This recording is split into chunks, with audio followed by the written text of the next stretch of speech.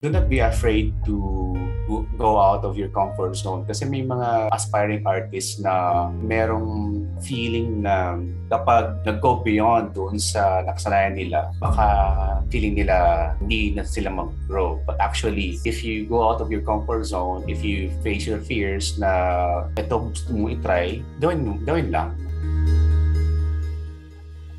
My name is Jualim, Vela. Also, my friends call me Alim. It's a reverse ng partner name ko. And I'm from Pangasinan, but I was born in Bato. I grew up both in Pangasinan and in Tira. And I studied at Black Pilot Elementary School during my elementary days. And then I studied at the Philippine High School for the Arts and under a scholarship. And I majored visual arts for 4 years. After I graduated from the Philippine High School for the Arts, I studied at UP Diliman, College of Fine Arts, and I majored visual communication. The visual communication focuses more on in the advertising, design, commercials. Anyway, after I graduated from UP Diliman Fine Arts, I was invited to teach at the Philippine High School for the Arts in 1998. So from 1998 until 2006, I taught at the Philippine High School for the Arts. I handled the visual arts program for first and second year level. And then in 2006, I was given a scholarship by the Japanese government. It's called the Mondo Kagakusho. And initially, I studied for 2 years at Hiroshima City University, Graduate School of Fine Arts, and I majored sculpture. And then after 2 years, I shifted to education.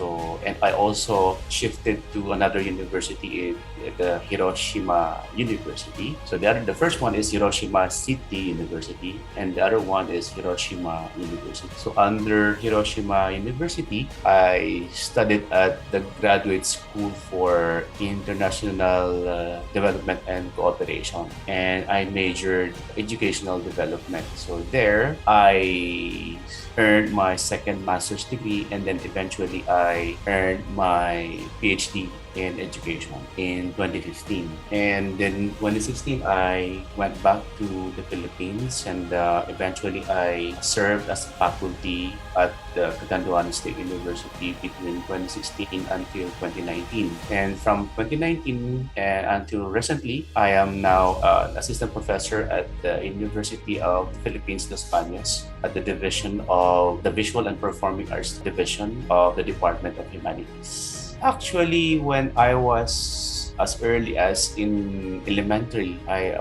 was actually drawn to drawing. I really like drawing and painting. And eventually, of course, at school, may mga competitions, may mga art subject. Those are my favorite events. And then when I was in pilot, there was always this competition, DOST competition, poster making competition, provincial and then regional. So I used to join. And then eventually, because of that, yung experiences ko sa competitions na yun, both within pilot and outside pilot, yun yung, I guess, nakapagbigay sa akin ng credentials to be selected sa Philippine High School for the Arts. Recently, ang medium na ginagamit ko ay metal. There's something about metal, especially the rods and wires na na-excite ako na i-manipulate. Particularly, for example, this is a stainless metal. So there are endless possibilities in manipulating these kinds of sometimes, like this, I use terracotta clay. Actually, these two sculptures, I did this while I was in Japan.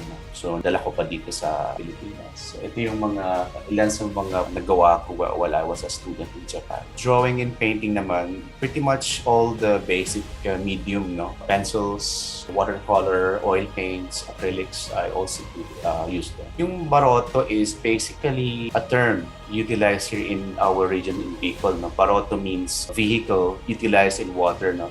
Commonly, we refer to them as the boat. So historically or culturally, our ancestors referred to them as baroto. And when I did all those sculptures, of course, the concept is also based on reflections. No? As an artist, most of us, we reflect on our experiences or what we have observed around us or in our environment, and then we translate those into visual images, visual representations of our thoughts or what we have learned, what we have researched on. So yeah. Actually, lahat naman no? So, well, of course, kung right na papipiliin mo ako, itong dalawa, nakamalapit kasi it represented my experiences as a foreign student in Japan. No? So, when I went to Japan, I didn't know how to speak Japanese. Doon ako nagsimula mag-aral.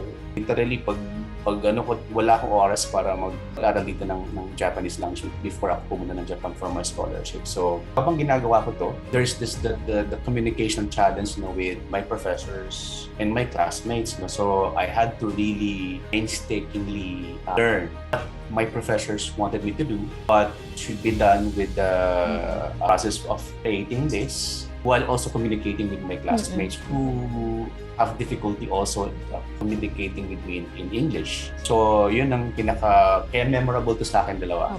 Everything that is connected with me and my community, my family, and what I have observed and experienced for every day or in the past, what I have read, what I have discovered. So mostly focusing on spirituality, particularly cultural history of a certain place or probably a group of people. So marami. Depende rin sa konteksto. Hindi naman ako nag-focus lang sa iisang konteksto lang. So, for example, ngayong pandemya, diba? So it's sanctuary for me, Kasi ang pandemya, it's too stressful for us.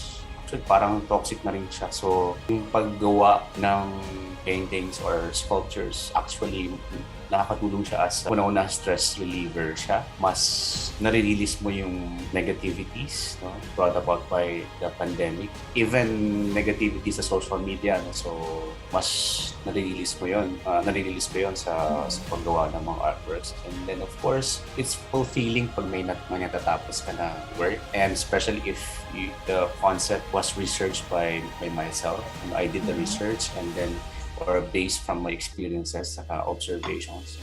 Between paintings and sculptures, mas matagal ang sculpture. For example, itong dalawa, I remember when I was a student in Japan, this one, it took us 3 months. Kasi, of course, kasi sa academe kasi sa Japan, yung educational system sa graduate school, iba sa Pilipinas. So we had to follow the system. Iba kasi dito sa Pilipinas. Doon may system sila na kung dito sa Pilipinas kaya itong magawa in at least siguro mga 1.5 months, doon kailangan sundin namin yung system. So it took us as a class, kasi may mga kaklase ako, to finish this in 3 months. Kasi magsisimula kami sa pag-construct ng tinatawag na armature, yung parang skeleton, and then we utilize the clay for the mold, and then hanggang sa gumamit na kami ng terracotta clay, and then after this we had to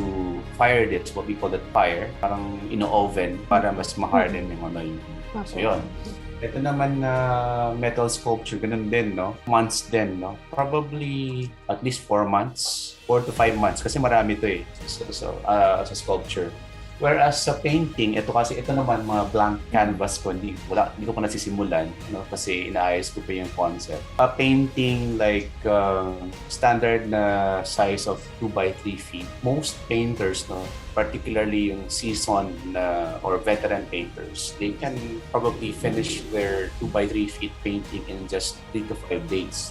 Well, kung mas malaki, of course, madadagdagan. For example, itong canvas ko ay 4 by 5 feet. So, depende pa sa konsepto na gagawin at depende sa material. Kasi kung halimbawa oil painting, mas matagal matuyo. Acrylic naman, within hours, matutuyo na. So, depende din sa treatment sa paggamit ng materials. No? At depende sa concept na gusto mong, para sa mga aspiring artists, no? Ano lang, do not be afraid to go out of your comfort zone kasi may mga aspiring artists na merong feeling na kapag nag-go beyond doon sa nakasanayan nila, baka feeling nila hindi na sila mag-grow. But actually, if you go out of your comfort zone, if you face your fears na ito gusto mong i-try, gawin lang. So, kasi dati ganoon din naman ako no? So, go beyond your comfort zone and then reflect, no? On your experiences or observations para meron kang ma-develop na concept para sa gagawin mo art.